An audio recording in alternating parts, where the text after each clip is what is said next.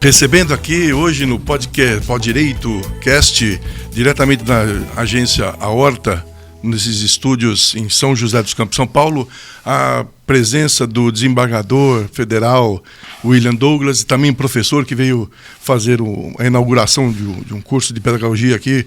Desembargador, seja bem-vindo à nossa cidade. Muito obrigado, muito feliz de estar aqui na Horta, muito feliz de estar em São José e agora muito feliz de estar aqui com dois colegas. E também a presença do meu colega, meu amigo, meu irmão, Arion Guimarães. Olá, Flávio. Olá, desembargador. Vamos iniciar aqui a nossa conversa. Se seria possível, o professor, comentar um pouquinho a respeito da sua infância, onde cresceu, onde estudou, a sua formação elementar, o colégio que cursou. Eu acho interessante que as pessoas passem a conhecer essa nossa origem, para que se verifique que o magistrado está inserido na sociedade. Nós não aparecemos do nada, nós não somos filhos de geração espontânea, né? Uhum. Então, bem-vindo à nossa cidade. Se fosse possível o senhor começar com essa trajetória da sua infância, a vida, seus pais, se fosse possível. Então, vai ser ótimo, é importante marcar isso, que a magistratura, nos poderes, é o que é mais parecido com o povo. Então, isso é uma decisão eleitoral, né? É no voto, mas a gente tem hoje no Parlamento, no Congresso Nacional, um percentual muito grande de empresários, maior do que o número de empresários do país. Já no caso da magistratura, não. A gente tem uma representação bastante diversa. Temos pessoas que na magistratura que o sujeito foi borracheiro, foi empregada doméstica, foi porteiro e foi galgando. Então é um lugar que está, sem dúvida nenhuma, aberto para todo mundo, né? A barreira é difícil, é o concurso público, mas é uma barreira que a gente vê todo dia. A mulher consegue, o negro, o pobre, então todas aquelas pessoas que às vezes têm maior dificuldade de inserção. Eu tive o privilégio de ser filho de 2 servidores públicos e 2 professores. Então, meu pai tinha 2 empregos, um deles como professor e o outro como agente administrativo, e minha mãe era professora de ensino fundamental. Quando ela estava grávida de mim, ela era jurada. Então ela diz que por causa disso... O direito se iniciou no ventre, então. Exatamente. Ela vem dizendo, ela diz que eu tive essa característica aí, e sempre gostei de discussão, sempre gostei de julgamento, de filme com julgamento. Então acho que eu já tive lá um pendor natural para o direito. Sou filho de classe média baixa, né? Tive o privilégio de não ter que trabalhar, era só estudar, meus pais bancaram isso. Entrei na faculdade de Direito com 16 anos de idade, fui o primeiro colocado no vestibular para Direito na Universidade Federal Fluminense, e aí fui seguindo a carreira típica, né, da gente que faz Direito. Estudar, começar a estudar, se formar, começar a advogar, não ter aquela dificuldade, porque eu não tinha ninguém da família que fosse advogado, eu não tinha um escritório de um pai, de um tio, então pouco cliente, o pouco cliente tinha, não tinha dinheiro, quase que a gente atendia a defensoria pública. E aliás, foi uma das razões. Eu falei, gente, eu já atendo tanto pobre, eu vou para a defensoria pública, que pelo menos o governo vai me pagar para eu... E, de fato, eu me tornei defensor público. Teve aquela carreira também de começar a escrever artigo, botar artigo em livro de artigo, aí depois o livro em coautoria com 3, 4, depois o livro sozinho. Também teve essa carreira, teve a carreira acadêmica, fui fazer pós-graduação, depois fui fazer mestrado. Então, é uma carreira relativamente típica, indo devagar, muito estudo, trabalho, só que essa carreira deu uma guinada quando eu fiz um curso de políticas públicas e governo, e eu tive aula de marketing e tive aula de administração. 2 matérias que eu não gostei, porque eram fora do nosso universo, não gostei de ter na grade. Falei, vai ser chato e tal, mas acabou que eu fui muito impactado por essas matérias, e eu era professor da Federal Fluminense, que eu fiz concurso eu fiz concurso para a mesma faculdade onde eu me formei. E eu era professor de uma universidade pública e eu dei aula para o dono de uma universidade privada que me contratou. Aí eu saí da pública e fui para a privada. E tive todo aquele choque de serviço público com iniciativa privada. E eu gostei daquilo. Eu falei, cara, esse negócio aqui funciona. E nessa época eu estava lançando o livro Como Passar em Provas e Concursos.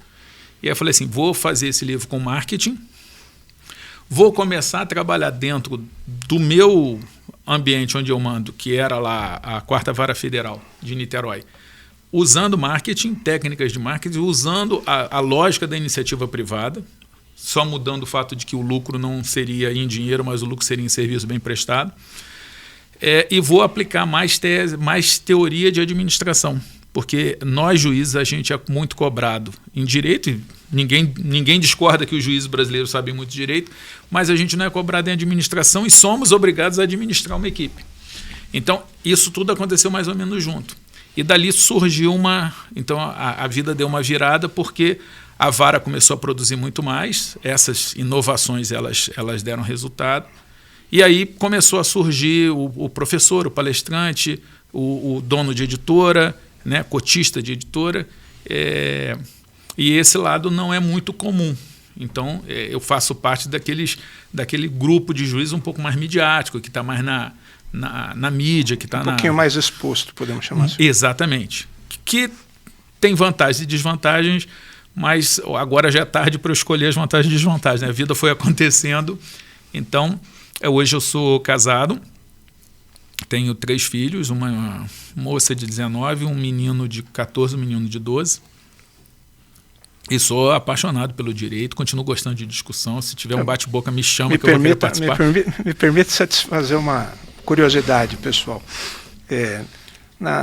No seu curso de formação, um professor que tem ali chamado a atenção, lhe tenha cativado, e um autor de formação, aqueles autores, seja em direito, seja em literatura, que tenha influenciado a sua formação.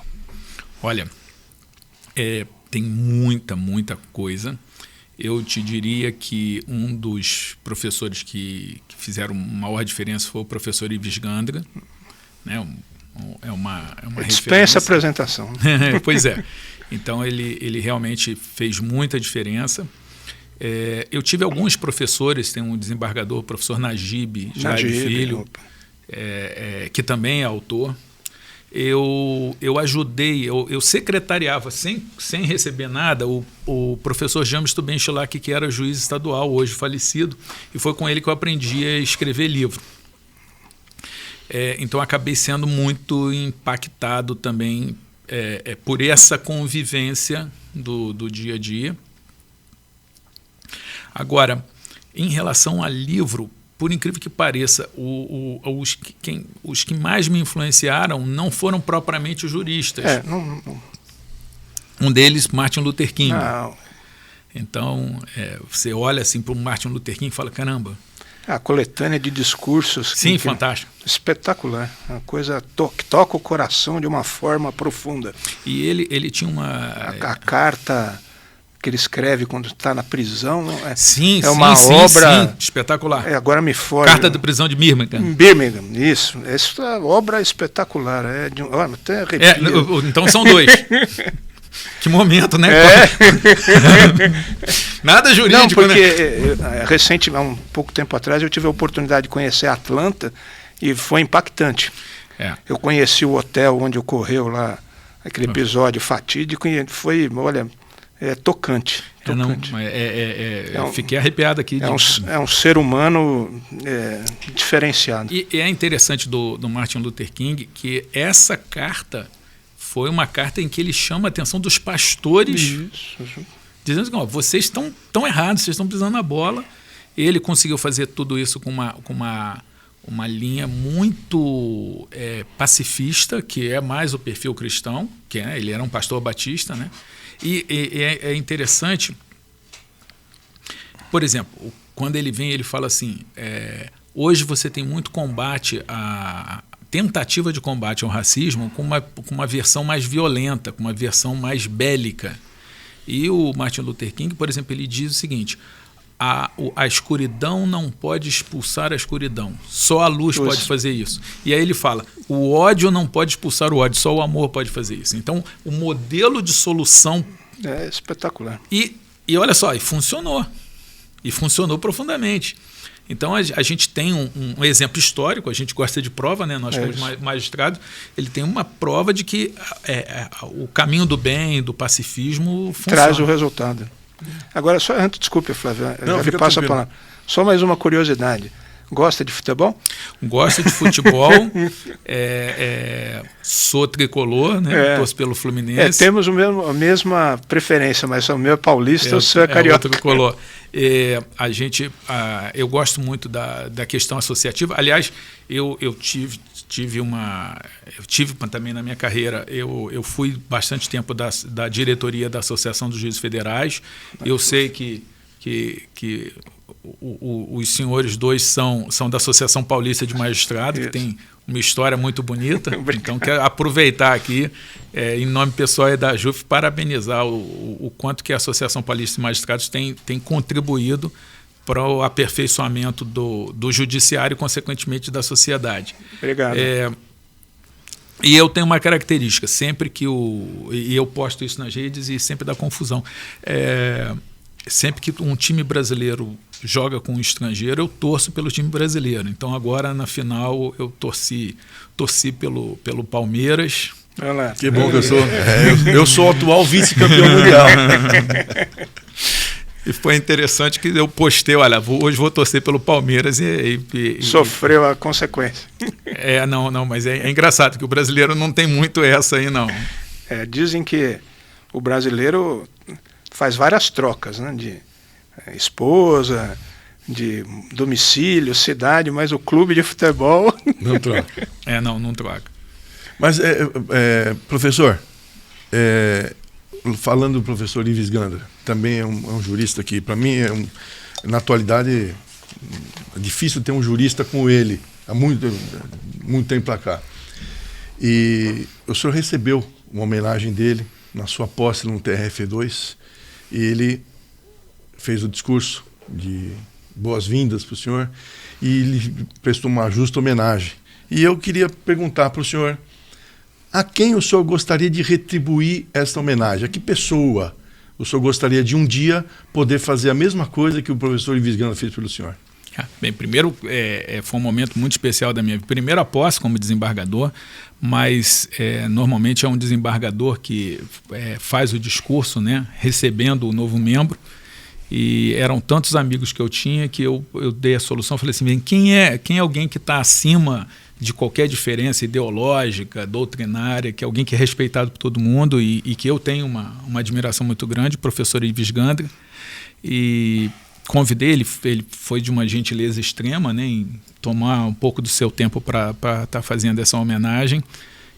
Foi bem marcante. Está disponível, quem quiser assistir, se entrar no YouTube e colocar o William Douglas Discurso de Posse. Tem a cerimônia de posse, que é mais longa, e tem só o discurso de posse, mas as homenagens estão antes do discurso. Bom saber, então. Então, as pessoas podem assistir. É interessante porque eu falo dessa questão racial, falo de racismo, de ideologia, falo de produtividade, eu falo assim, bastante.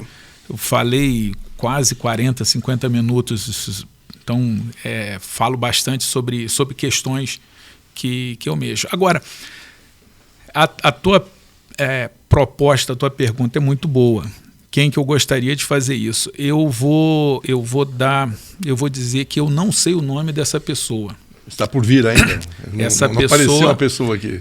Mas ela já existe. Eu diria que essa pessoa que eu ficaria muito honrado de fazer o discurso de posse em qualquer lugar, seja num cargo como policial, seja num cargo como juiz ou defensor, o que for, esse acadêmico de direito, esse recém-formado em direito que está participando, está ouvindo esse podcast jurídico, né, do direito, e que está na dúvida se escolheu o curso certo, está na dúvida se vai passar, está na dúvida se vai conseguir, e que vai ouvir a gente, 3 magistrados, 3 coroas, né? 3 coroas, né? para dizer para você que está ouvindo a gente que você escolheu bem o curso, que é o melhor curso que tem, que é o curso que a gente se mete em tudo, não tem nada... Tudo é direito, né? O direito se mete em tudo. Até na intimidade do lar, do casal, o direito vai lá e se mete e tem regra. Então, para você que fez o curso, eu quero dizer que tem muito concurso aberto. A advocacia tem muito espaço, tem muitas matérias novas, tem realmente muita oportunidade. Não vai ser fácil. A gente está vivendo uma série de crises, né? O Brasil já estava com um monte de crise, ainda tem a questão da Covid. Mas a palavra vai para você que está ouvindo a gente e que está meio desanimado, e a palavra é: meu irmão, continua, vai, que você fez um bom curso. Essa pessoa, se ouvir esse conselho, que eu sei que é de nós três, é verdade, vai ter sucesso, e um dia vai mandar uma mensagem aqui para o podcast ou para mim, vai falar assim: olha, eu estava lá, eu ouvi, eu estava pensando em largar tudo, mas não larguei e passei no concurso tal. Que a sua história seja inspiradora. Pois é. Esse é o objetivo, né? Que é mostrar que é perfeitamente possível, alcançável, é atingível. Possível. Sim, eu, por exemplo, fui reprovado em mais concursos do que os concursos que eu passei. Eu tenho várias reprovações. E a gente não é contado pelas vezes que a gente perde, a gente é contado pelas vezes que a gente ganha. Só para que a audiência tome ciência. Quantos o senhor foi aprovado, professor? Eu fui reprovado em 7 e depois aprovado em 6. Mas olha só, se eu tivesse sido aprovado em um só, já era o suficiente. Eu costumo dizer o seguinte: quando a gente vai assistir um filme e faz a pipoca, você não pode mastigar a pipoca que ficou no fundo da panela que não explodiu. Você tem que comer a pipoca que explodiu. Então você não tem que ficar ali mastigando aquele negócio que vai quebrar o dente. Você tem que pensar: vem cá, o que eu posso fazer explodir? E é essa que a gente vai curtir. Perseverança. Isso. Então, eu acho que esse vai ser o grande homenageado de hoje. É quem não vai desistir, quem vai continuar aí e vai fazer história. Arião, quer fazer mais uma pergunta? Não, pode ir. Depois eu vou. Só fazer traçar esse paralelo entre a sua atividade jurídica e a atividade religiosa, a importância desse caminhar em conjunto, qual o reflexo disso, a importância e como isso pode ser tratado pela pessoa na sua intimidade e na sua atividade pública. Essa questão é muito interessante pelo seguinte: existem alguns assuntos que sempre trazem muita polêmica. Controvérsia. A gente começou aqui pelo futebol, que claro, é um deles. Esse é indiscutível. A política e o outro é a religião. E a gente tem uma compreensão ruim no Brasil do que seja o Estado laico. O Estado laico é aquele Estado que respeita todas as religiões e que não tem preferência nem perseguição a qualquer uma delas, inclusive ao ateísmo, que é uma das opções que a pessoa pode fazer em relação à religião. Isso é uma coisa que é o Brasil é um Estado laico, mas muita gente confunde Estado laico com Estado laicista. O Estado laicista é aquele que... E eu estou falando isso, obviamente vocês sabem, né? Eu estou falando para quem está nos ouvindo. O Estado laicista, o laicismo francês, é aquele Estado que exclui a religião e reprime a religião, tira a religião do espaço público. Então tem gente que... Pra você ter ideia, eu li uma matéria de que uma moça católica estava com um terço indo fazer o Enem e a coordenadora mandou ela tirar o terço porque o Estado é laico.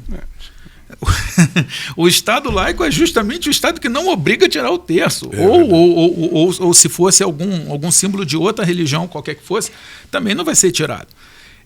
Então esse é o primeiro ponto. A gente precisa contar para todo mundo o que é Estado laico, para as pessoas entenderem.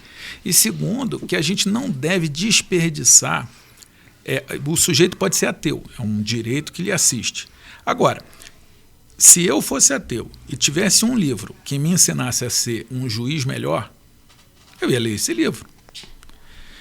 Se eu sou ateu, mas eu sei que o meu funcionário segue alguns princípios religiosos que podem ajudá-lo a fazer melhorar e render mais, eu vou me valer disso.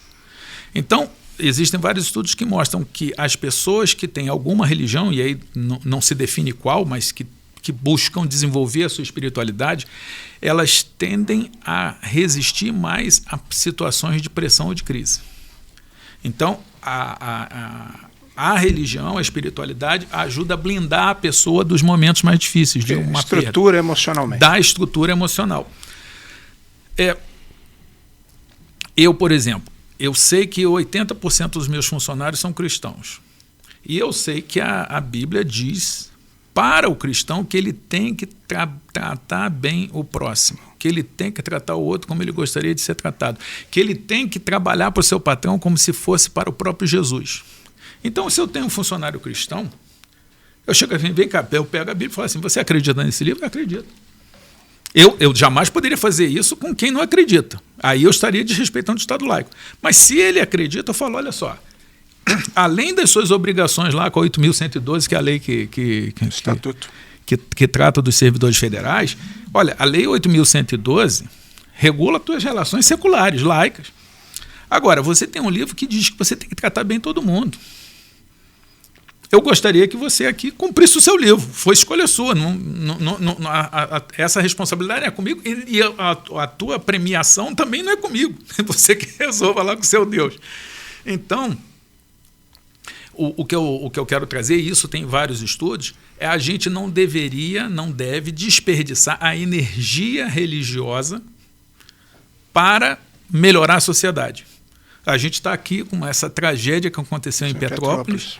E se você olhar, as igrejas de todas as tradições religiosas, tem lá o cara da Umbanda, do Candomblé, tem o espírita, tem o católico, tem o evangélico. Você vê que quem mais se mobiliza para ajudar no momento desse são aqueles que têm uma busca da espiritualidade. Então, veja, nós temos a questão da própria relação com a divindade e nós temos a relação não com uma divindade, mas com o uso da sabedoria que está depositada nos livros religiosos. Então, eu tenho um livro, As 25 Leis Bíblicas do Sucesso, que é um livro que fala sobre a Bíblia, mas foi feita para os meus amigos ateus. É tipo assim, meu amigo, tudo bem que você não acredita em Deus. Está aqui coisas que a Bíblia ensina que vão melhorar a sua carreira. Lições de vida. Lições de vida. Então, eu pessoalmente, eu sempre fui muito beneficiado por essa sabedoria bíblica e, independente da questão religiosa, são princípios muito eficazes. Então, em razão disso, eu tento passar para as pessoas, olha, vamos melhorar essa relação com a religiosidade, vamos lembrar que o Estado é laico, que a gente tem que respeitar. Então, quem mais faz campanha contra a invasão eu não vou dizer quem mais, mas eu sou um dos que mais faz campanha contra a invasão de terreiro de Umbanda e do Candomblé. Eu sou da Umbanda e do Candomblé? Não, mas eu quero viver num país onde as pessoas tenham a sua religiosidade respeitada. Claro. E não é nada demais, porque se eu crio uma cultura que desrespeita a religião alheia, amanhã vai ser comigo. Então não dá nem para dizer que eu sou bonzinho. Eu não sou bonzinho. É autopreservação. É autopreservação. Professor, puxando mais ou menos o gancho aí a respeito da sua experiência, aqui a gente mostra no nosso podcast que o juiz é uma pessoa, como nós falamos já aqui, da sociedade. Ele não é nenhum Deus que foi colocado aqui para resolver o problema de todos. Então ele tem os seus problemas, tem as suas preocupações. E o senhor tem uma carreira acadêmica muito rica, uma formação acadêmica muito rica. Como é que o senhor conseguiu ou consegue levar essa experiência da parte teórica para a experiência, não, a parte teórica para na prática? Às vezes a gente tem que decidir um caso e muita gente se coloca no nosso lugar. Poxa, eu não sei o que eu faria se eu fosse um juiz. Só que nós não temos esse benefício de não, eu não sei, eu não vou fazer nada. Você é obrigado a decidir, né? Nós temos que decidir. E às vezes a gente tem dilemas internos, né? Várias questões, aborto, como é que eu sou contra, eu sou a favor, como é que eu vou decidir esse caso ou outro.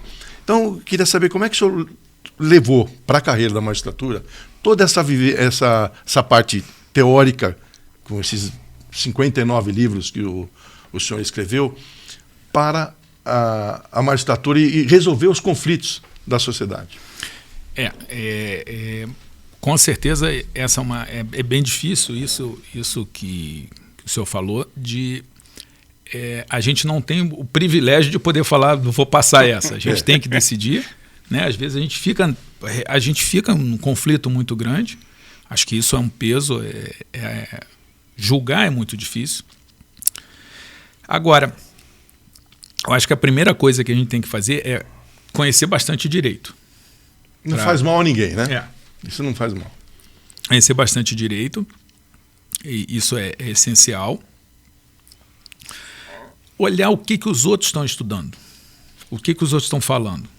Então, dificilmente vai ter uma questão nova. Então, a gente também tem um privilégio. Algum colega nosso já falou em algum lugar, já falou. A gente só tem que achar. Mas hoje tem a informação, né? Sim, hoje a gente tem bastante acesso. Então, aí, nem que seja para você discordar. Então, quando a gente fala assim, a questão do livro, eu vou raciocinar também com a questão da jurisprudência, também com a questão, seria a saída que eu mais faço. E os livros é interessante, porque nos meus livros, ou são livros jurídicos, que a gente está trabalhando com direito, claro, mesmo, não tem a rigor nenhuma novidade. Tem os livros onde eu tiro as conclusões, então tem um livro sobre como aumentar a produtividade. Na verdade, eu não usei o livro para aumentar a produtividade. Como eu aumentei a produtividade, eu contei no livro para que outras pessoas possam usar. A receita. A receita. E tem os livros onde eu falo de valores e princípios. Então, para você decidir, você tem que ter princípios. Se o livro traz esse princípio, você vai usar o princípio e você aplica no caso concreto. A gente tem o caso clássico do Salomão resolvendo a questão entre as duas mulheres, aquela disputa, que é genial a solução que ele dá. Então, a questão da leitura, ela dá muita coisa boa para a gente. Só que aí, no caso, o que mais me beneficiou não foram os livros que eu escrevi, foram os que eu li. E aí tem bastante coisa, né? Quanto mais a gente lê, não tem. Aliás, por falar em livro escrito, ele tem até acórdão do Supremo citando o livro dele a respeito de uma ação dos funcionários públicos, né? Tem. A questão do reajuste anual. Isso. E foi interessante também, eu quando saiu a lei contra o crime organizado, a antiga, a 9.034, eu fiz um livro ainda em coautoria, né, com o professor Geraldo Prado, e a gente sustentou várias inconstitucionalidades que na época o Supremo não deu nenhuma. E que agora, recentemente, ele reconheceu. Então, a gente está sendo citado agora, vários anos depois. E isso é que é antecipar a tutela. O homem de visão. Não, mas olha só, na verdade a gente só seguiu a Constituição. Claro. Então a gente teve essa alegria aí de ter essas duas citações. E é interessante que nessa questão do funcionário, a decisão judicial tinha 5 laudas. Porque era o suficiente para resolver a questão. Só que não foi o suficiente para eu colocar para fora tudo que eu queria falar sobre a questão. Então, o que eu fiz? Na decisão, 5 laudas foi o suficiente. E depois a gente comecei a escrever, chamei mais 2 coautores e deu um livro de, umas 200 páginas. Então, você tem a decisão judicial relativamente curta e você tem a outra discussão para fazer. Cada um no seu lugar, né? A discussão acadêmica no livro, a discussão judicial no processo. Aproveitando o gancho aqui, a sua posição com relação hoje há uma discussão no Brasil com relação à função, o tamanho do Estado. E há uma certa prevenção, vamos chamar assim, não sei se seria o termo correto, com relação ao funcionalismo público.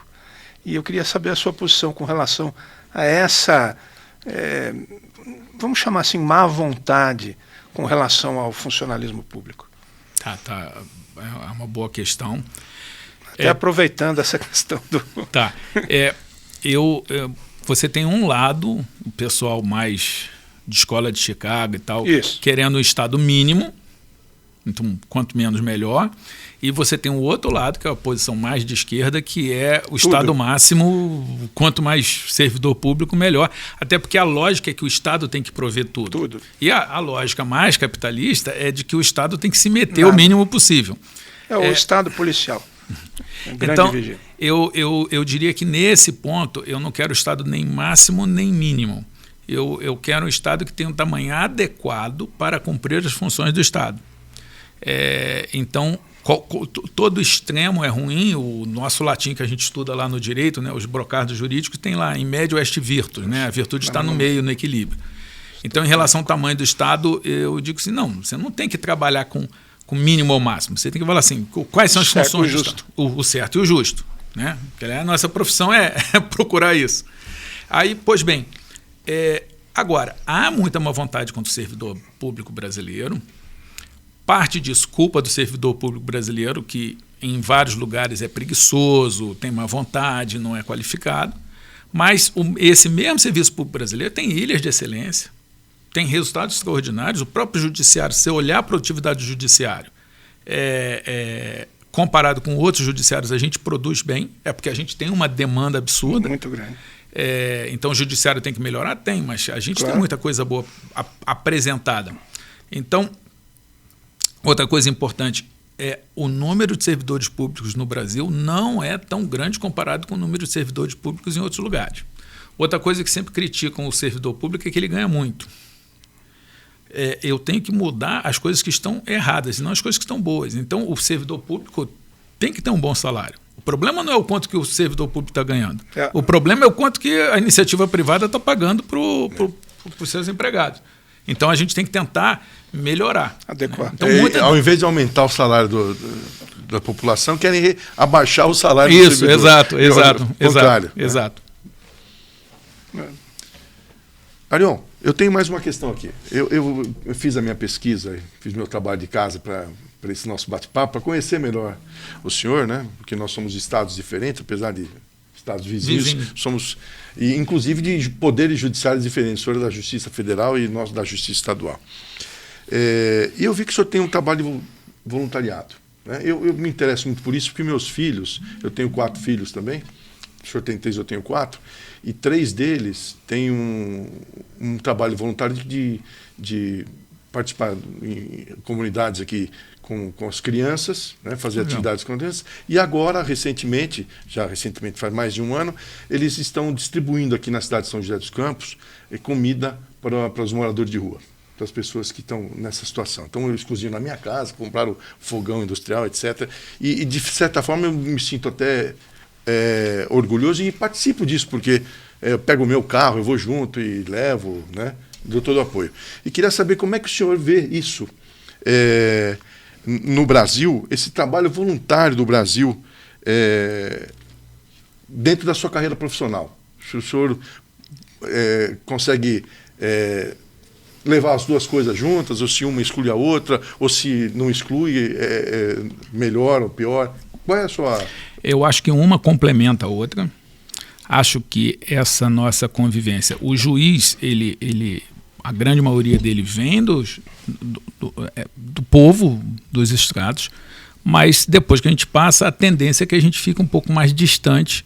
Então, esse trabalho social ele acaba nos aproximando ainda mais da realidade do dia a dia, de realidades que a gente ou não conhecia, né, ou viveu e não vive mais. Então, eu acho importante, existem vários estudos sobre felicidade mostrando que quem faz esse tipo de trabalho voluntariado são pessoas mais felizes. A gente sabe que hoje é algo valorizado nas empresas. Isso. As empresas valorizam, perguntam se a pessoa faz algum tipo de voluntariado. É algo bonito, algo que tem a ver com o lado bom do ser brasileiro. O brasileiro ele é generoso, o brasileiro ele tem esse lado. Então, o pessoal fala muito mal dos vícios do brasileiro, do jeitinho, dessas coisas, mas da corrupção, do furar fila. Mas a gente tem muita coisa boa no Brasil e eu acho que o voluntariado faz parte disso. Está de parabéns pelos 3 filhos, está de parabéns por ajudá-lo. Se puder ver, tem no Instagram projeto de grão em grão São José dos Campos. E legal, quem quiser contribuir, tem lá o lugar para entregar o alimento, ou então fazer um Pix e ajudar. Excelente. De grão em grão. Isso, no São José dos Campos. São José dos Campos. Isso. Então, agora, esse trabalho voluntário, eu acho que ele muda o jeito da pessoa ver o mundo. E ajuda o juiz a julgar, não é? Porque a gente, sabendo a realidade das pessoas, a gente não... Deixa eu só interromper, desculpa que eu tenho que dar esse testemunho. Quando você não é obrigado a fumar maconha para saber se a maconha é ruim ou boa, né? Mas você precisa saber o que a maconha faz naquela pessoa, com aquele drogado, com aquele dependente químico. Não simplesmente julgar sem saber. Então você tem que ter essa experiência. Então você tendo um contato com pessoas que são adictos aí da maconha, de outras drogas, você consegue julgar melhor, você consegue entender. Então é isso, sabendo que a pessoa mora numa comunidade de baixa renda, lá no Rio de Janeiro tem as comunidades. Então você, para julgar melhor, eu acho que você julga melhor se você conhecer essa realidade. Não precisa morar, obviamente, na favela, nem fazer uma incursão. Mas eu acho que esse contato é muito importante. Eu queria saber a sua opinião, porque a nossa justiça, o meu trabalho é diferente do seu, porque a justiça estadual ela é uma justiça que trabalha com outro tipo de matéria e, às vezes, entra mais nessa seara do direito de família, da pessoa que é agredida pelo marido, da pessoa que não paga pensão alimentícia, né? E já a Justiça Federal ela lida com as questões que envolvem os interesses da União, então talvez seja um pouco mais afastado, mas eu queria saber da sua opinião. Não, a gente tem, é muito útil e... Agora, para quem está nos ouvindo, se o juiz for um bom juiz, trabalhar bem, ele já está dando uma grande contribuição para melhorar a sociedade. Então, eu acredito piamente que se eu e que se a minha equipe, se a gente fizer bem o nosso trabalho, a gente está ajudando o Brasil a melhorar. Agora, se a pessoa quiser, além disso, pegar alguma causa e participar, ela vai pegar outras dimensões e vai ser útil, vai aprender, vai conhecer gente. Então, de repente, a pessoa que está lá distribuindo comida junto com os teus filhos, ou que vai lá, talvez ela nunca tivesse a oportunidade de conhecer um juiz. Mas vai te conhecer lá. Aliás, é uma coisa interessante, os meus filhos, os amigos dos meus filhos tinham medo de mim. Nossa, o pai dele é juiz, né?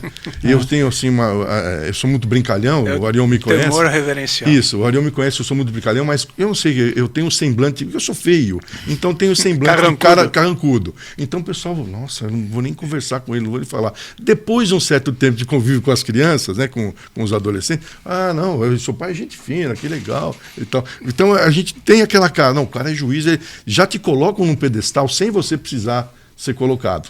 Aliás, você não deveria ser colocado no pedestal, porque a gente tem que julgar a pessoa próximo, né? O igual. Sem dúvida, é muito enriquecedor. Tanto que o Gandhi ele dizia que a recompensa por ter feito bem é tê-lo feito. Não precisa de uma recompensa nenhuma, mas elas vêm, né? Com certeza. Fazer o bem sem dizer a quem. Vamos lá. Arion, vamos encerrando então. Então, rapidamente, todos nós aqui somos juízes de carreira, eu e o Flávio já há algum tempo de estrada, o professor agora ingressando em 2º grau. Qual a importância do juiz de 1º grau? Porque muitas vezes se coloca louvores aos tribunais, louvores aos precedentes, e às vezes esquecem do feijão com arroz aqui, da parte de baixo. O soldado que está no front, no campo de batalha. No front. O general nas trincheiras. Isso. Pois não, o que eu ia falar é disso. O juiz de primeira instância é quem está na linha de frente. Quem vê as pessoas, quem vê o pessoal chorar. Sente o cheiro. Que sente o cheiro, exatamente. A pergunta foi em função até disso que o Flávio falou. Então, infelizmente, a gente tem pouca valorização do juiz de primeira instância, que é a parte mais difícil. É o sujeito que vai lá para o interior, né? O mais difícil é o trabalho da primeira instância, e ela tem que ser mais valorizada, esse trabalho, sem dúvida nenhuma. Aliás, o desembargador Calandra falou uma vez na Associação dos Magistrados Brasileiros, o juiz de 1º grau é tão importante, a decisão é tão importante que tem que ter 3 desembargadores para mudar. Isso aí, é verdade. Né? Se não fosse tão importante, não precisariam de 3 para mudar. Né? Aliás, estamos em 3 aqui, né? Exatamente. Isso. Só que o desembargador único aqui. Preside. Mas perco na votação.